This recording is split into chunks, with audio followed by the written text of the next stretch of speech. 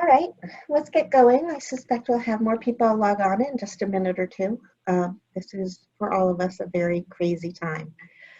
Thank you all so much for joining us for this webinar today. I'm thrilled to be able to present it to you. The census, as we all know, actually started yesterday. Well, it started in Alaska in January, but it started for most of us yesterday. And we were very fortunate to have some resources to do some final focus groups in late January and early February, testing creative materials to try and make sure that we understood exactly which messages worked best and were we correctly including in our messaging resources the messages that we had identified through our initial focus groups and our poll. And so today's webinar, like our message research and like our materials, is a joint project. We will first hear from Celinda Lake of Lake Research. Celinda and her team conducted all of our communications research on this initiative. And she and her team worked closely with Katie Schofield and the rest of the folks at GMMB to design and test the resources that we tested in those creative focus groups, so that the folks at GMMB could go ahead and create a really wonderful and rich slate of materials for you guys all to use, which Katie is, I believe, going to take us through and which are available to you now. Before they start, I want to flag for you a couple of key dates that we're hoping you'll use these materials. So I hope you all know that we are holding a national Count All Kids Day on March 18th, and that we posted late yesterday a pretty lengthy description of all the different resources we've made available to you to use for Count All Kids Day on March 18th. And we posted it at countallkids.org/news. So you can go there and decide which of those options you want to use, what's going to work best in your community right now. Other key dates are March 25th, the pediatric community is holding an Every Child Counts Day. April 1st is the official Census Day, and we at Count All Kids will of course be doing stuff on that day, but in particular we're going to do stuff around temporary residents because we miss a lot of kids who are living in doubled up households. We'll be sending out weekly emails to you flagging other books, for lack of a better word. So every week you'll get a new email flagging a particular topic for that week and identifying what resources you might want to think about using that week. Some of the other weeks we're going to lift up include the Week of the Young Child, which I think is April 13th. April 30th is Dia de los Niños, which NAUIC is, which NALEO is taking the lead on. And there's a Week of the Child in June. And we'll be sending you weekly updates so that you can keep your campaigns moving, have new resources you're pushing out there, but at the same time, be beating the drumbeat on our message, which is to count all babies and children. So having said that, without further ado, I'm going to turn it over to Celinda Lake. For those of you who don't know her, Celinda is one of the best known and most respected pollsters and communications advisors in the country, and we were extraordinarily fortunate to work with her on this project because she really got it. When we would say, well, we need to think about this, should be, oh yeah, and let's go here and here. So we were very delighted to work with Celinda, and I'm very happy to bring her to you. Celinda?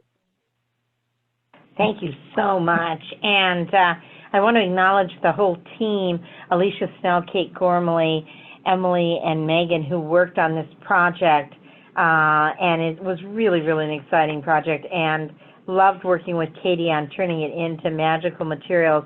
And then also, Deb, I want to thank you. You're so generous in your introductions and modest in introducing yourself, but a real, real intellectual force in this work.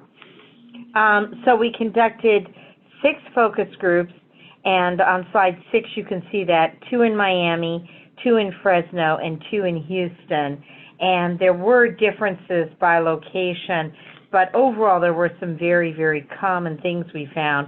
This also built on an extensive project that we had done with the partnership looking in California at some early messaging and what are the barriers, what are the opportunities. And so that was very, very helpful in terms of providing us a base to look at. First of all, not surprisingly, there is a lot of confusion about who to include in a household. And I will say this, with rising housing costs in a lot of locations and therefore families doubling up and couch surfing, et cetera, you have, and then with the rising change in family composition, we have a lot more problems with getting people counted, not just children, but all people counted. And this is something to really, really pay a lot of attention to. It really is necessary to run these campaigns. People start out with an instinct to include everyone in their household who lives there full time. So it's very, very important to remind people they should include everyone who's living with them at the time of the census, not just everyone who is a family member, including roommates, including people they may be temporary residents, including people who may be staying there in their minds in a temporary way, including people who may be renting or dealing with housing crises. The second problem that people had was if children are living in divided households, where there are two parents and both of them have the custody of the child, people get confused about who's going to be counting the child.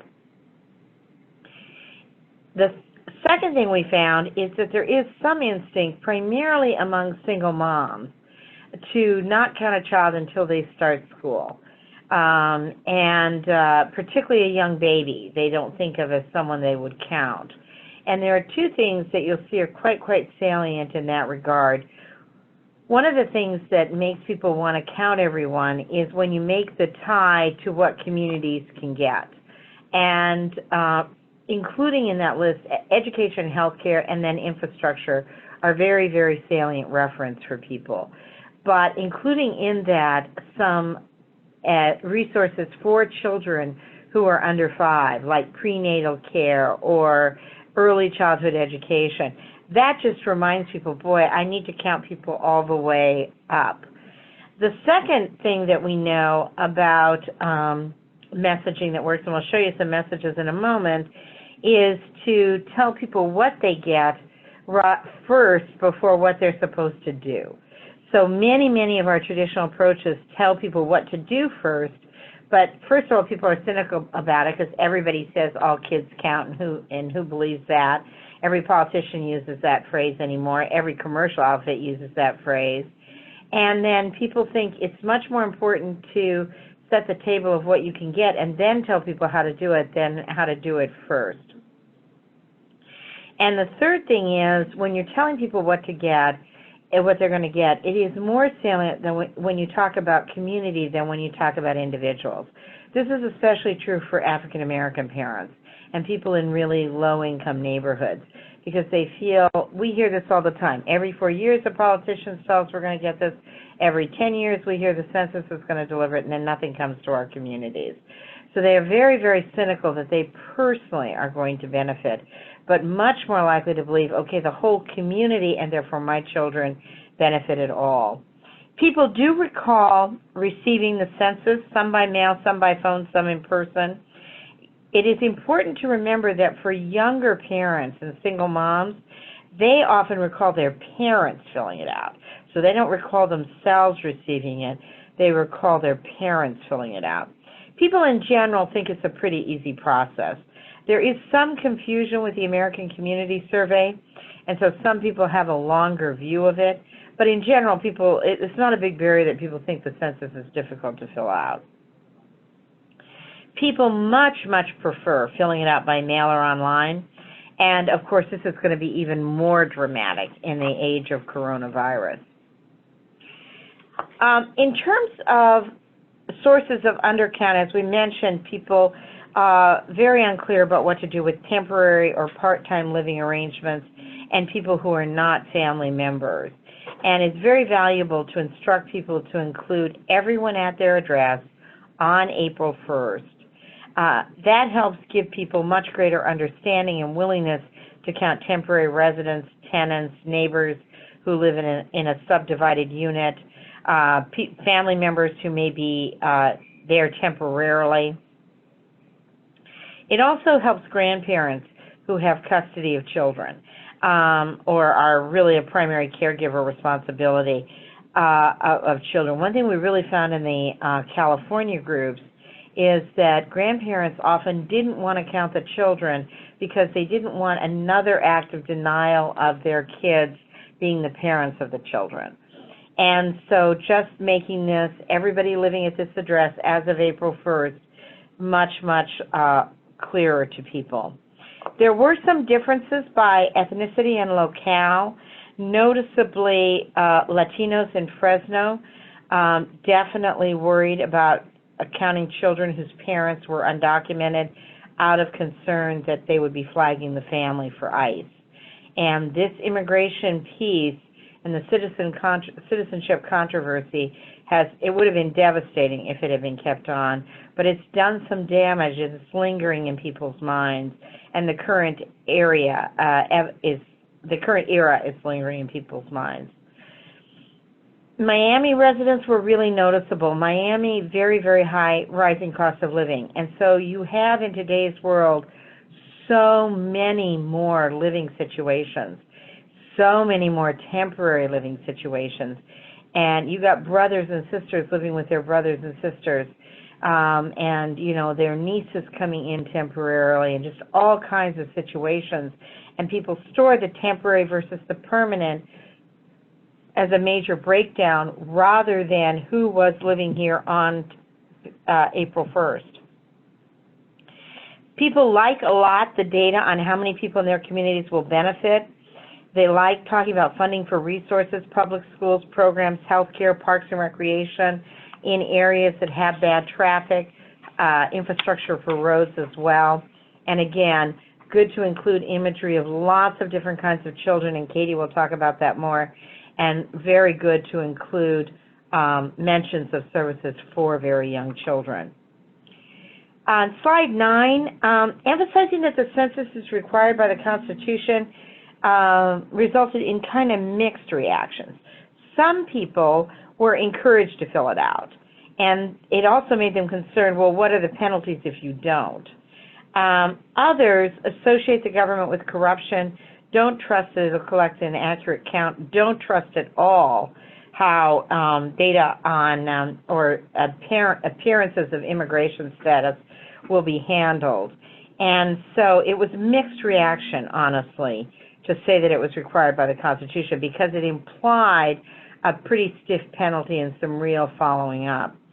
Better to say it's required by law. That didn't generate as much concern as being required by the Constitution, but it helped people to understand this is serious, and that you know, we should all do it, and that it's a responsibility here as well. In terms of slide 10, in terms of slides about issues about privacy and citizenship, people do not believe the government will keep the information private. In fact, I think it's a laughable concept.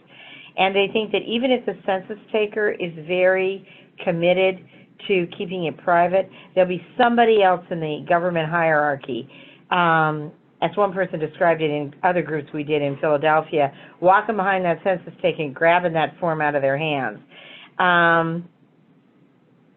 It's less, the privacy issue is less concerning than the citizenship issue, because while people don't really want information about their young children being publicized, they also simultaneously believe that no information is private anymore, that everything can be discovered, and God knows people probably hacked into the government file already. Citizenship is, needless to say, in a separate category. And people are very confused. They've heard about the controversy. They're not sure at all where it's landed.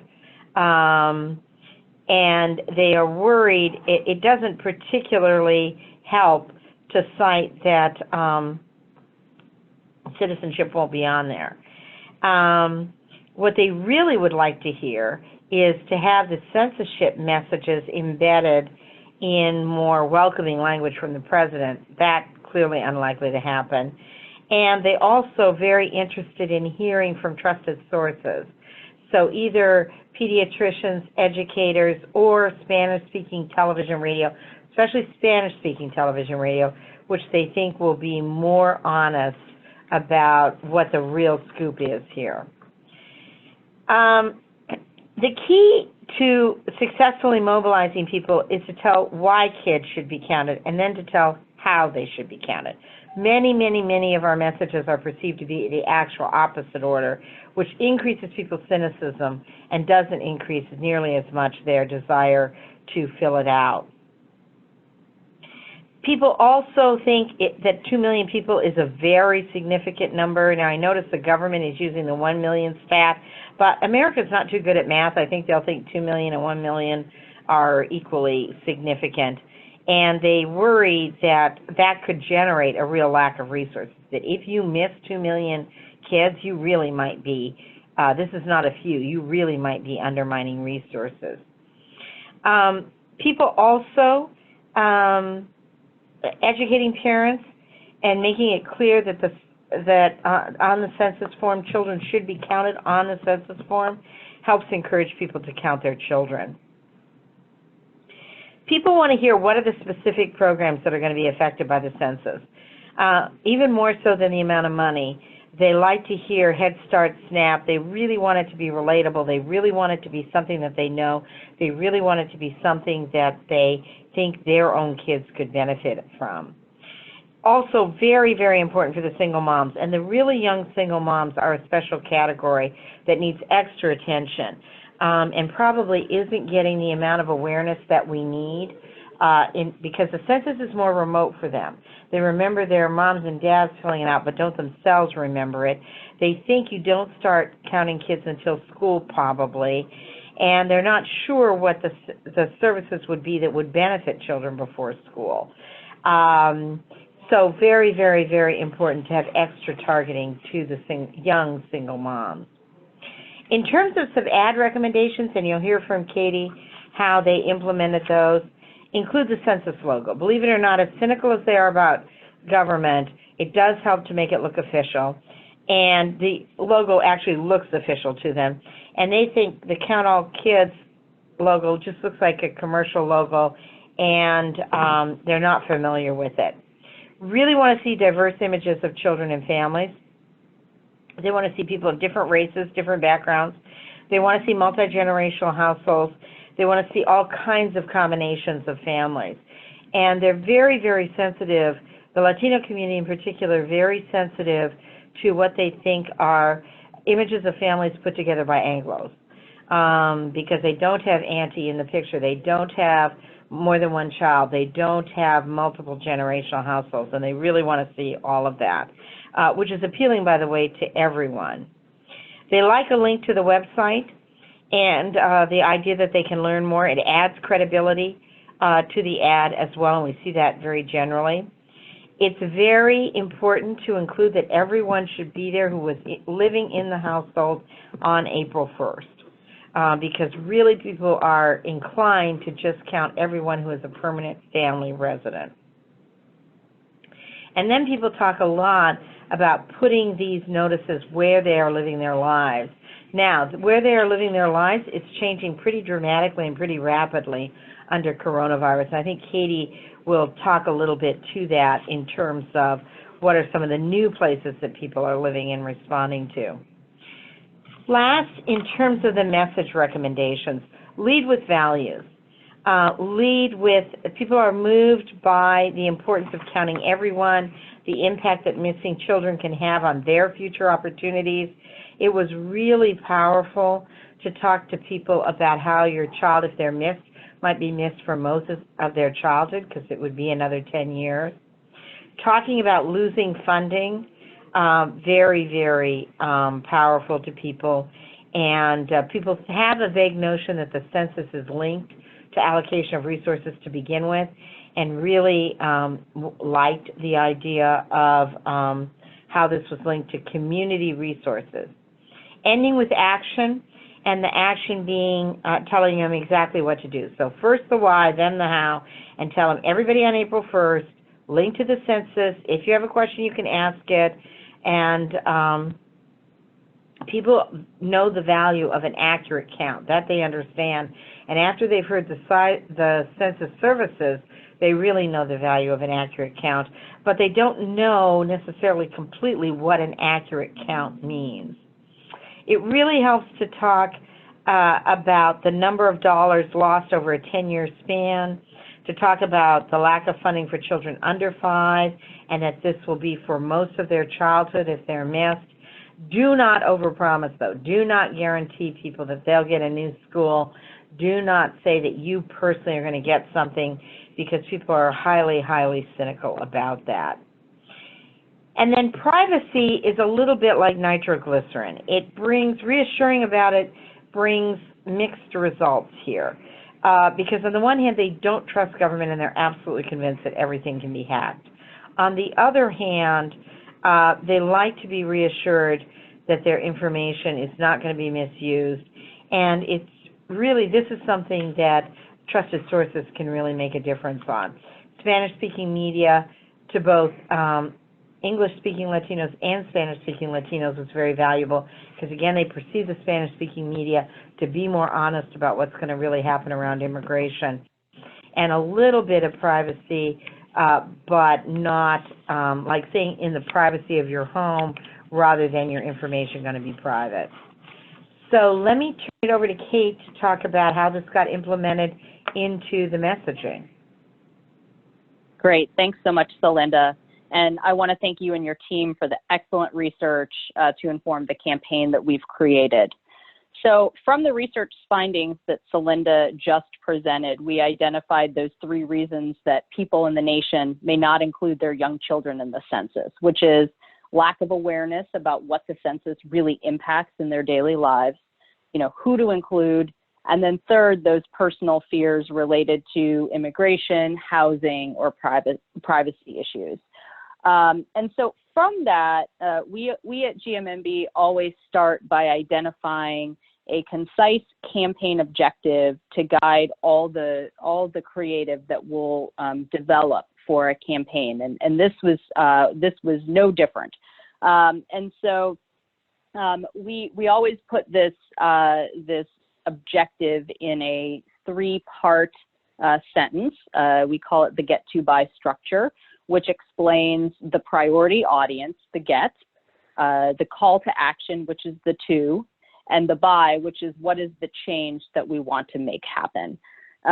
So in this case, we want to get hard to count families and caregivers across the U.S. who have children age 0 to 5 to include those children on their 2020 census form by highlighting how the census positively impacts their children and communities, while also addressing these barriers around lack of awareness and privacy concerns. And the audience really that we're talking about are the groups that Celinda highlighted, and you all are working so hard to reach, but with an emphasis on low-income families, young parents, immigrant and non-English speaking families, and then all of these temporary life situations, whether it's foster families, children living in a household, splitting their time, multi-generational households, or other type of, temporary living situations. Next slide.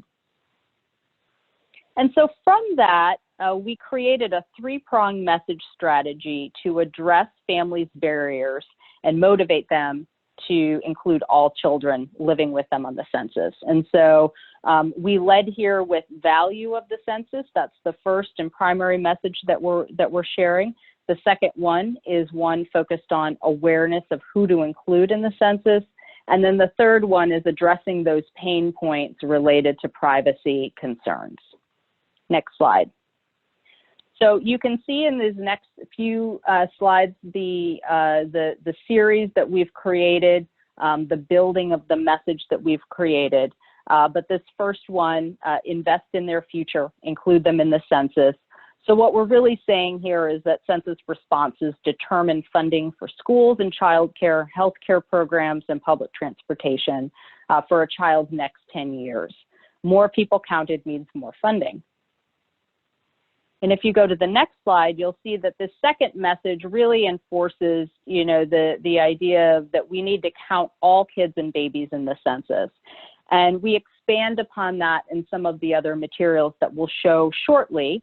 But, you know, highlighting who to include, that means your children, your grandchildren, nieces and nephews, foster children, and children of any friends or relatives staying with you, even if it's only temporary. And reinforcing here that babies count too, to the research point that, you know, families didn't know that babies need to be included in the census. One other thing that I'll highlight here is that you'll see throughout, you know, the fact that we're using the committee name Count All Kids in a lot of the materials as part of the headline, which again reinforces that, you know, we need to count them and emphasizing why it's important. And then thirdly, you know, this message around, you know, providing some assurance that, you know, that this is a confidential process, that it protects your child's future, it also protects your privacy. And so in additional messaging, you'll see that we talk about the census being confidential and emphasizing that it's illegal for the U.S. Census Bureau to share responses with anyone, including other government agencies or landlords. You know, this type of messaging, particularly related to immigration, we shared with others who are creating messages and materials to reach immigrant families specifically, so that we could provide this feedback to help craft these messages. So one of the other things that we did, in addition to participating in the research that Celinda and the Lake research team developed, was to survey the Count All Kids committee's network. So all of you, many of you who are probably on the phone, the affiliates and national partners, to identify what you all need to share messages with hard to count families, and really the best resources. Certainly we heard that through the focus groups, but we always think it's so important to hear from the people who will be doing the distribution and on the ground talking with families. And as a result, we've developed a broad set of materials to support your outreach. These are all available at a website called thesocialpresskit.com/countallkids. And this is a different platform than the Google Drive box that you may be familiar with. And that's because for these materials, we wanted to make it as easy as possible to download and share the materials, and also be able to post campaign messages on your social media channels directly from this platform. Next slide. So the site itself is also great because it has some introductory language to give an overview of the campaign, the messaging strategy, and the materials that are available. We currently have materials that are organized into 4 tabs: English language resources, Spanish language resources, English language social media posts, and Spanish language social media posts. The campaign materials are in English and Spanish language to start. And that's just based on how quickly we're trying to get information out to all of you. But also based on the survey that the Count All Kids Committee put out, we know that English and Spanish language are the 2 dominant languages across the country that folks are looking to share materials in. Certainly there is a broad number of languages spoken in the country, and we are working with Debbie and her team to make at least some of these materials available in the other 12 languages that we know the Census Bureau is sharing, you know, hotline telephone numbers for, and those sorts of things. Next slide. So what you see in front of you here are the start of a range of collateral materials for you to share with parents and caregivers. And these are posters. We have them available in you know, for printing through a production house, for printing off a printer in your office or in your home office in this day and age. And the idea being that you can hang them in high traffic areas. You can also use the information to share messages if you're going to be communicating more electronically with families moving forward. And I'd like to point out a few of the visual cues as we start talking about these. So, you heard from Celinda's presentation the desire of focus group participants to, see different kinds of families included in the materials. And our campaign uses really slice of life, candid and heartfelt photography. We keep the images of the children dynamic, and we try, to show a range of family structure as much as possible. You'll see the Count All Kids logo on here, of course, giving credit to the committee and all of the work that you all are doing. But we also include the U.S. Census Bureau logo here, which, as Celinda mentioned, the research found was important to include because of the official nature. It gave it some weight and some additional credibility. We've also created a visual heart checkmark icon throughout all of these materials. And it really emphasizes the fact that the family has love and warmth for one another, and also the physical checking the box when you're including your children in your census. We have opted to have all materials at this time include the 2020census.gov URL, as well as in-language specific hotline numbers for the U.S. Census so people can call for more information. We know that there is the other URL that's out there, the my2020census.gov URL.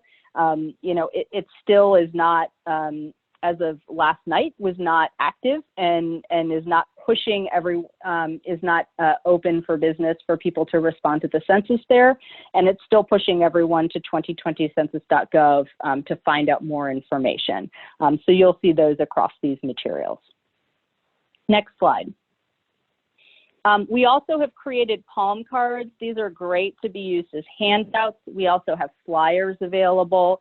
And again, these are items that you can, place in community settings where there is a lot of foot traffic. And certainly that's changing on a day-to-day basis given the landscape and the issues around coronavirus. And so, certainly thinking beyond the doctor's office, well, certainly the doctor's office would be a great location still to do that, but beyond daycares and schools, but certainly at grocery stores and other types of locations where people are still gathering to go about their daily business. Next slide. We also created some activity sheets that children can color and share with their parents. These include census messages at the bottom of them for their parents. Next slide. And then we've created a number of social posts. We have some that are up right now. Additional ones are going to be going up over the next couple of days. And these are important, and we heard from the field that these are important to use, but we also know that parents are searching for information online, and reaching them where they're active and where they'll ultimately be responding to the census is important. And that we've developed a range of social assets that you can share through Facebook, Instagram, and Twitter directly through this platform. Next slide. And so that's one of the benefits of this site, which is really great, is that, rather than downloading pictures from a drive and having to compose a tweet or a post, this gives you the ability to actually download the image and compose your post right there in the file itself, all in one place, and it's a few easy clicks to get information up on your platforms. In addition to materials that are available and for parents and caregivers directly, we also know that it's important to continue engaging other trusted messengers in the community and the media to help spread the word about the census. So the site itself, the resource tabs have a full message guide complete with the campaign core messages and frequently asked questions to help you. And we've also created a series of radio readers in English and Spanish language right now. These are really short scripts or PSAs that you can send to radio stations or TV stations for that matter, and ask them to record or announce these on the air. And having those trusted radio personalities share messages directly is a proven tactic to help address some of the barriers to action. As you're looking through these, radio readers specifically, you'll see that we have some that are focused on next week on March 18th, and the week, the days surrounding that, which we the activation day for Count All Kids. We also have some radio readers that are more specific to how to count and the importance of counting temporary residents, knowing that we're reinforcing this message that on April 1st, if someone is living in your home and they have no other permanent address, you need to count them in your census form. And speaking of social media, we have created English and Spanish language Facebook frames that you'll be able to highlight the importance of counting everyone in your household in the census. These will be available for you shortly. And I know that Debbie and the team will be asking affiliates and partner organizations to frame your profile photos with this Facebook frame, and encourage your networks, including parents, to adopt this frame next week. And now I will hand things over to Debbie, as I think that she's going to be facilitating the Q&A. But you know, we've been so pleased to have the opportunity to create these materials for all of you, and we look forward to your feedback and any questions that you may have. Great. Thank you guys both so much. That was really, really helpful. And I'm sure you know that we record these and then send them out for people who couldn't join us. I do want to add one piece to what Katie said, and then I have a question for our speakers, and then we'll take yours. But just a reminder that if you have questions for our speakers, please put them in the Q&A box. I'll check the chat box too, but if you put them in the Q&A box, that's really where I'm going to be looking. The comment that I wanted to make to follow up on what Katie said is we are translating the poster and the palm card into every language that you can also do a phone line for. And then we're also translating it into Somali and Navajo, because we've gotten a bunch of requests for that. Once they're translated, they're all going to get put on the posters. Katie's shop will take care of that, and they'll be online and you'll be able to download them. At some point, if we don't have the financial capacity to have all the graphics put on the posters, we can also, translating's really cheap. I can get the text translated, and you can put the text up next to the posters if you want in different languages. So if you need other languages, I need to hear that from you. And the sooner I hear it, the sooner I can request the translations. Frankly, I'm stunned at how cheap a lot of my translations are. And so I'm eager to get translation requests. Portuguese is one of the original 12 or 13 phone line and ones. So that one's happening already. And we will send out a notice on our email lists when they're available. Just a plug for that, if you are not already getting our regular Count All Kids emails, please go to countallkids.org and sign up for the campaign. We're going to be sending out emails at least every week through July, and some weeks a lot more, with lots of resources for you so that you can you know, get lots of fresh resources. You don't have to think about it. We'll be telling you, you know, here, this week, this is the focus, this is the campaign, and you know, use this social media. And we're trying really, really hard to make this as easy as possible. So go ahead, put your questions in the Q&A box. And I have a question which I'm going to direct first to Celinda and then to Katie, which is, we did all our message research and then we had an epidemic. And so I would like you both to reflect on that, knowing that we did not test epidemic messages, but that you're both really experienced communications experts. And that we're fortunate that this census gives people 3 separate ways to respond from home so they can do it safely. And if they're afraid of someone coming to their door, they should do that first. So my question to you has 2 parts, and I'll direct the first part to Celinda and the second part to Katie, but I'll take answers from both of you on both. The first is, how do we message it? And the second is, what's the best way to disseminate it to people if, for example, childcare centers are closed? So Celinda first, maybe? Yeah, so it's a really good question, and it's moving very fast, and I don't think, I'm hesitant to say without testing, but I think that it's very, very important not to increase people's fears and shut them down. It's also very important, I think, to that there's a real opportunity here in the sense of, as you say, emphasizing that you can fill it online, you can do it on the phone, you can do it by mail. So my instincts would be to do the same thing, make sure the services, and be sure to include healthcare services. The one attitude that we have seen shift here in the coronavirus era is that people are really adamant about everybody having access to health care. And they think at least you should have crisis insurance or something that everybody can get access to. So health care, health facilities, health care for children, any of that should be sure in the services that we talk about. Then I would say something like, and Katie will make this better, remember to fill out the census. You can fill it out at home. You can fill it out on the phone and mail. You can fill it out in the privacy of your home if you want to bring in the privacy or kind of notation as well. For many people, I didn't emphasize it, but most people did not want someone coming to their door.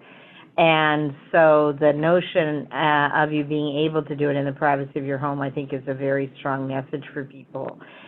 The other thing I think is that, and Katie will talk about this more, remember 2 of the most trusted sources here were teachers and pediatricians.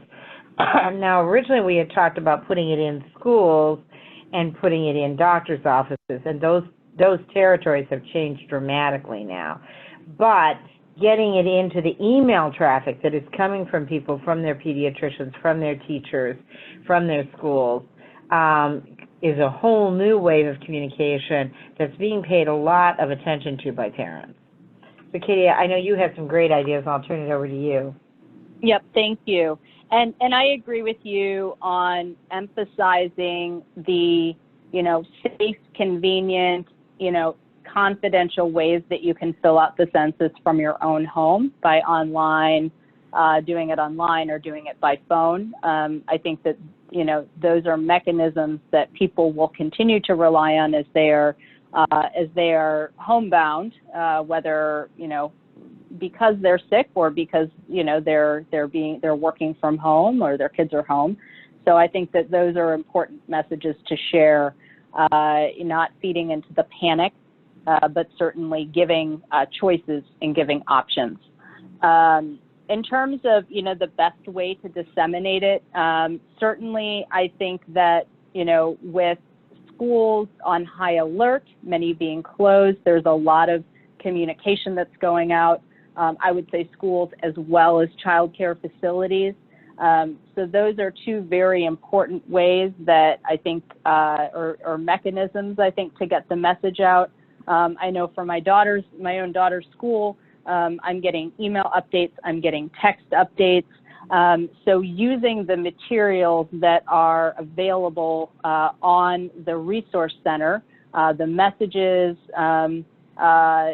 certainly those are excellent starting points to be able to share this information and reminders about the census. Doctors' offices, even, my daughter's dentist sent me a message today. So, the messages are coming from everywhere.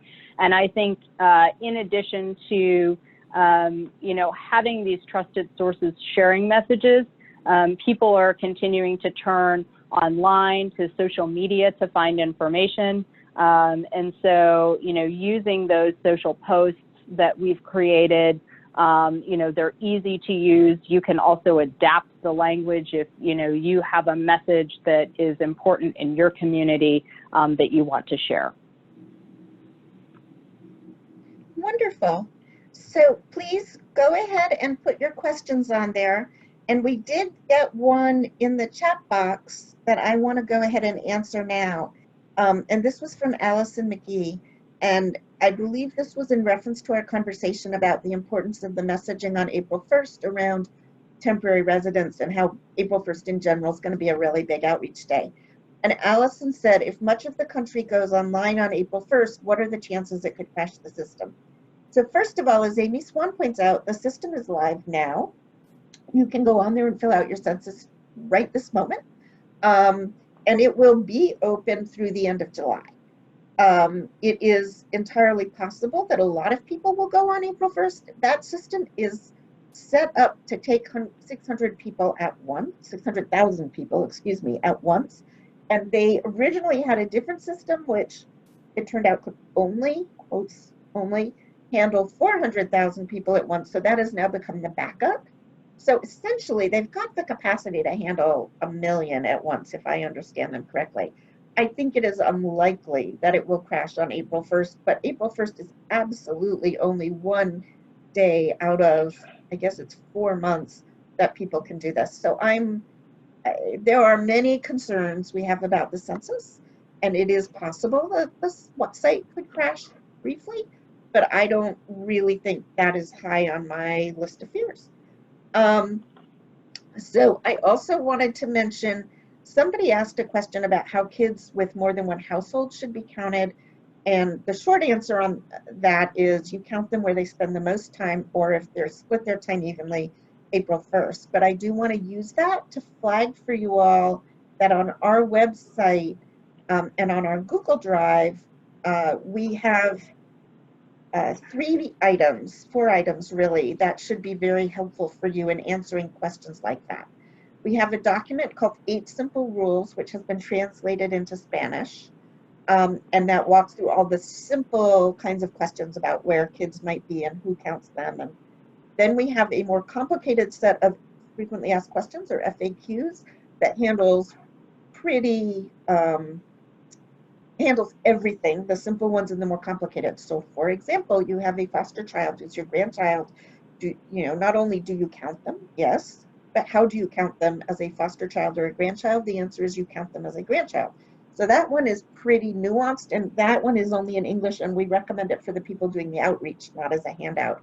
There's also 2 simple handouts, one around foster kids, which can be mailed to foster parents, and one around temporary residents, which can be disseminated through all kinds of organizations that serve homeless people.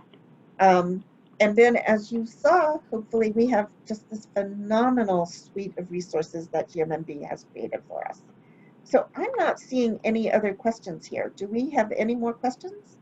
And while you guys are thinking about that, I'm going to ask Celinda and Katie if they have any last thoughts. No, I thought this was wonderful. Thank you all for participating today. We appreciate the opportunity. Well, I think we're going to say again, remember that next Wednesday is Count All Kids Day. Please help us get the word out.